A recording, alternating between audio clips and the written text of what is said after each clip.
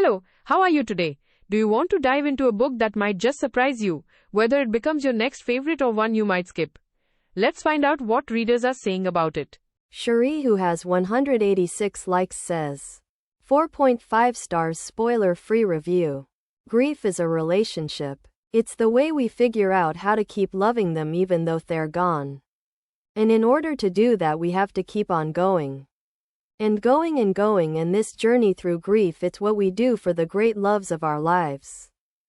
My thoughts: I get the hype now, besties. I finished this book in one sitting. It was beautiful from start to finish. And it left a mark on my heart. This isn't just a love story. It's a story about loss, grief, healing, and the quiet, powerful ways love can still find you. 7 in our darkest moments. Characters. Lenny. Grieving, that's the only thing that I can't just get over her death. Miles. I can't, I have to feel the grief. How could I ever get used to her being gone? It makes me sick. How could I do that to her? I can't heal. Miles. Grieving her, it's the only connection, it's how I hold on to her. Lenny's grief was so raw and real. It was almost painful to read. It clung to her like a second skin so tightly. It convinced her that healing means forgetting. That moving forward somehow means leaving her best friend behind. Grief, it's not like any other emotion. It is utterly discombobulating. Among many other things, time heals all wounds, they say. Well, I can picture myself in 10 years. It's crystal clear. I am still sitting on this curb, utterly disoriented that I am the one still alive and she's still gone. Grief is such a weird thing. It comes in waves. One moment you're okay, and the next, you're back in the depths of it, lost in that familiar emptiness and aching void. But that's the thing, grief isn't something you get over. It changes. And eventually, it settles. But it never truly goes away. But the thing about losing the person you love the most on earth is somehow you still have to do mundane things like tie your shoes and make enough money to continue to exist in this punishing world. So I cry good and hard for a long time. New friends are exhilarating, but they're also exhausting. I've spent the entire day pretending I am not bleeding on the inside. She knew. Miles. She knew that there isn't actually a checklist for learning to live again. She knew that some days you do it and some days you don't. Healing takes time. It's messy. Even the most mundane things feel impossible. And yet, piece by piece, you learn how to live again. Slowly, painfully, but eventually. Hopefully you do. You are not betraying her by healing. You are honoring her. You are learning to love her exactly as she is. As someone who isn't here anymore, that's who she is now. The truth is, healing from grief doesn't mean you're erasing the memories, the love, or the impact that person had on your life. It simply means you're learning to live with the loss in a way that doesn't consume you. It's a way of honoring them by continuing to live your life, by finding joy and purpose again, and by becoming someone they would be proud of. Miles. The only way out is through. Miles survived his own hell and learned that lesson. It's the hard way or bust for his. There's no discomfort he won't push through to just keep on living and living. Oh, Miles. What a selfless soul. Lenny. Thank you for calling me. For calling when you needed me. Lenny. I'll do anything you ask me to. The way he showed up for Lenny consistently, patiently, gentle, even while carrying his own grief, moved me deeply. He never rushed her, never demanded anything. He just stayed. And when he finally broke down, I teared up. It's been 10 years. And yet the pain was still there, quietly sitting beneath the surface. This circles back to what I said earlier: grief never truly goes away. Lenny. Miles. Every time I fall in love with you, there's lightning. There's only you.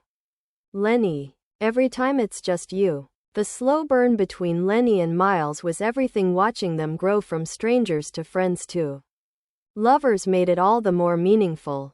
Mom. He walked into hell and dragged me back out. Lenny. When I look at your face, I feel like I am finally home after a really long day at work. But with you, Len, when I met you I sort of feel like I met myself. Not that I didn't know myself before, it's more like, after my mom and Anders died I was just so injured that I couldn't do anything but survive. It got better little by little. But I was still the guy with the tragic backstory. Everyone was always very careful. And then I moved here and met you. And you let me help you. I got to remember what it feels like to give. And you're not in the least bit careful with me. Which, yeah, feels good. You help me remember how to feel strong, healthy, needed. I didn't know I could feel like that anymore. Their connection was built on vulnerability, on truly seeing and being seen, on helping each other navigate the heaviest parts of themselves. They didn't just fall in love, they healed together. And it was absolutely beautiful. We slip and slide and walk like ducks, white-knuckling each other's coats. We are side by side, sweating and freezing at the same time, laughing and yelping, both terrified of falling and exhilarated with every step we take toward home, toward whatever comes next. And if that isn't living, then I don't know what is. Other characters, the side characters, brought so much warmth to the story. New friendships formed along the way, and how Lenny helped Miles rebuild his relationship with Reese and Ainsley. It's a reminder that love shows up in all forms, and healing often happens through the people who stand by you when you're trying to piece things back together. Overall, this story is about surviving the unthinkable, the loss of a loved one. It's about how unbearably hard it can be to keep going, how healing isn't linear, and how life can still hold joy, purpose, and love even after unimaginable pain. This book lived up to all the hype. And if you haven't read it yet, this is your sign to pick it up right now. To all the Lennys out there, I am sending you all the love and strength in the world. It's okay to not be okay. Healing takes time. And I hope one day you find hope again, and maybe even your own Miles. And to all the Miles out there, thank you. You have no idea how much your quiet presence, patience, and love truly means. Happily sobbing because life is so fucking hard, and sometimes, every once in a while, you get a win. End pre-read. I meant to read this book last month, but got caught in that slump we all weirdly seem to be in at the same time. Anywho, I am finally picking it up now. I've heard nothing but amazing things. So fingers crossed I end up loving it too.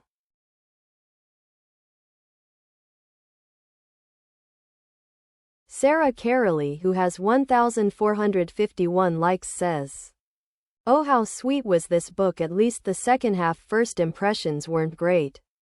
I honestly didn't love either character, couldn't fathom a romance occurring.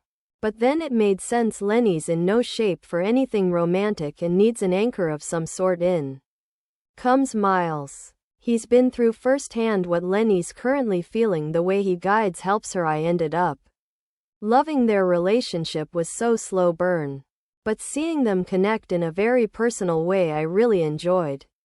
Miles ended up being so thoughtful, caring, maybe definitely grumpy.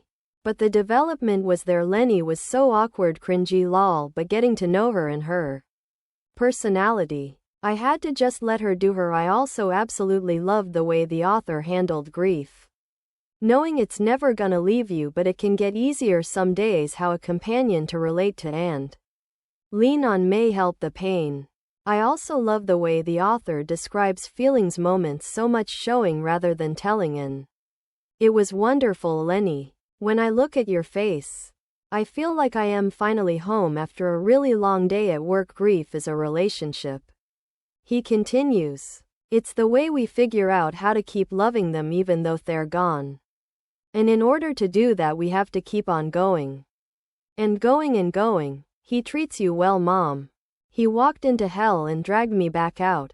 Levi Ackerman's wife, who has 125 likes, says, DNF 25 Chapter 8, "I just wasn't feeling it. The writing felt very choppy and the portrayal of grief was absurd. Almost like reading a caricature.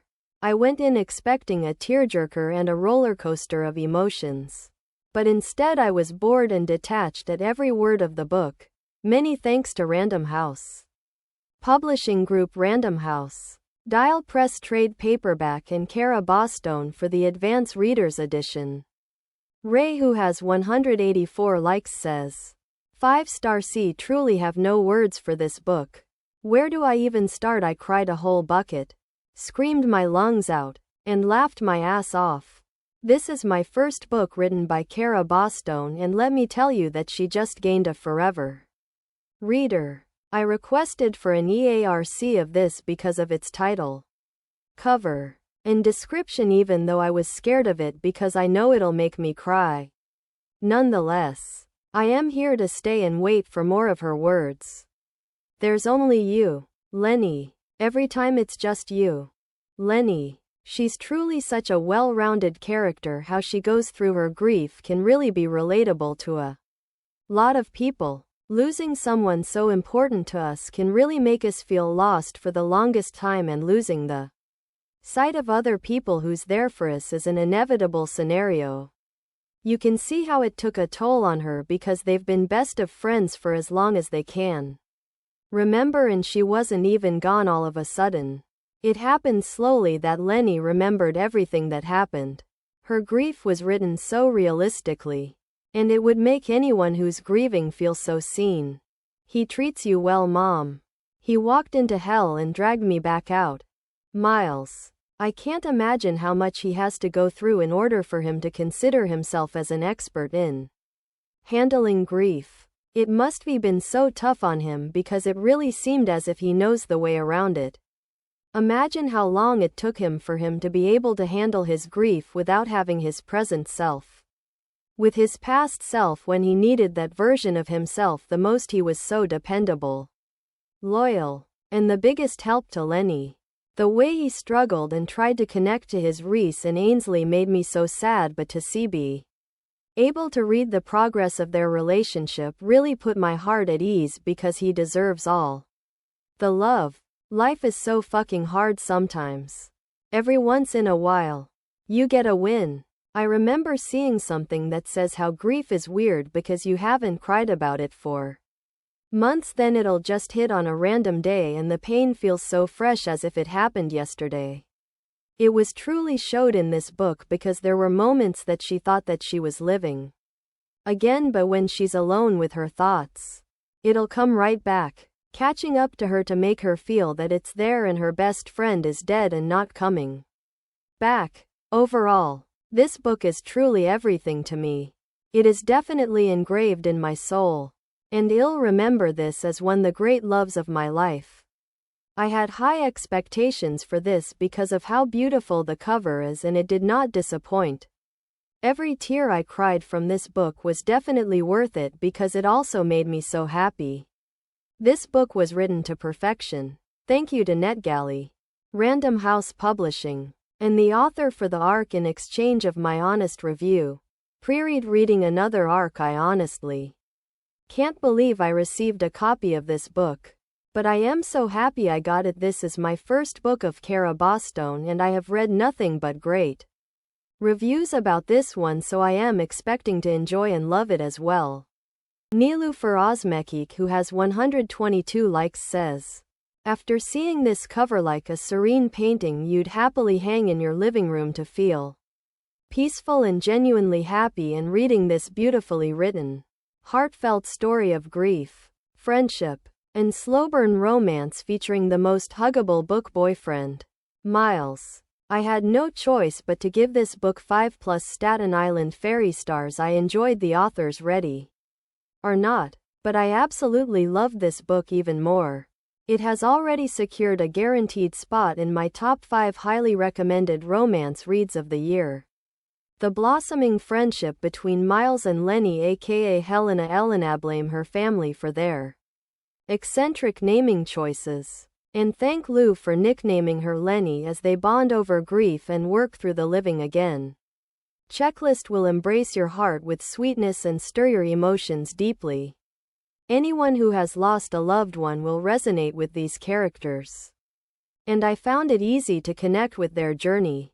The story's honest, bittersweet, and heartbreakingly realistic approach is powerful enough to bring tears to your eyes and confront the repressed emotions bottled up inside. The story follows 28-year-old Lenny, who is reeling from the loss of her best friend Lou to ovarian cancer. Barely holding herself together, Lenny avoids returning to the apartment she shared with Lou and instead sleeps on benches aboard the Staten Island ferry. Her latest gig as a babysitter for 7-year-old Ainsley forces her to step out of her grief bubble. Ainsley lives with her single mother, Reese, in their Upper West Side apartment, where Lenny must contend with Reese's protective older brother, Miles. Miles, in his 30s, is initially suspicious of Lenny and constantly complains about her to his sister. Lenny and Miles' early interactions are far from meet-cute territory and instead fall squarely into enemies to grieving friends territory. One night, Miles follows Lenny and intervenes during a confrontation she's having with a reckless driver who hit a cyclist. He even joins her on her nighttime ferry adventure. Over time, he convinces her to take a permanent job at Reese's house, offering her grief counseling and encouraging her to tackle the living again list, a series of activities including camping, exploring new foods, and attending concerts. Miles, too, is grappling with his own losses. 10 years ago, he lost his cousin and mother in a tragic car accident, leaving him without the only family had ever known. Only later did he reconnect with his estranged, dying father and learn about Reese, his stepsister, for the first time. His complex relationship with Reese and Ainsley highlights his struggles with opening up and trusting others. He urgently needs Lenny's help to navigate his emotions and heal. As they spend more time together, Lenny becomes increasingly attached to Miles. He is always by her side during her most emotionally vulnerable moments, helping her confront her pain and grow stronger. But, in turn, Miles begins to change as well.